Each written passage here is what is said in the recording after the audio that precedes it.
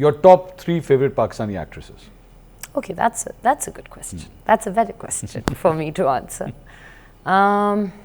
Top 3. I loved Shehnaz Sheikh. I love Sanam Baloch, and I love Sajjal Ali. And same question for the males. All-time favorite. Yeah. Oh. आप अगर पाकिस्तान से बाहर जाना चाहें तो वो भी कर सकती हैं. नहीं, मैं पाकिस्तान में ही रहती हूँ.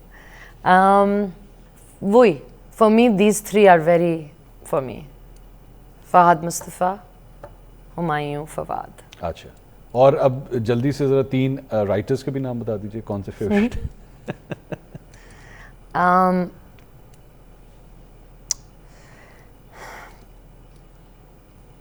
I love Hasina Moin plays.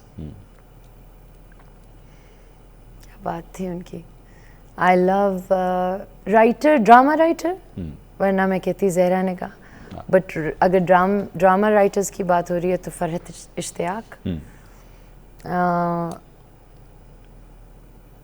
And Umera Ahmed. I also love Mustafa Afridi. I can't wait to work with him. एक नाम आपने लिया नहीं. आपने कहा था. नहीं, मैंने कहा I will not go there. I am not going anywhere. मैंने तो सिर्फ कहा एक नाम आपने लिया नहीं. मैंने तो नाम किसी का भी नहीं लिया.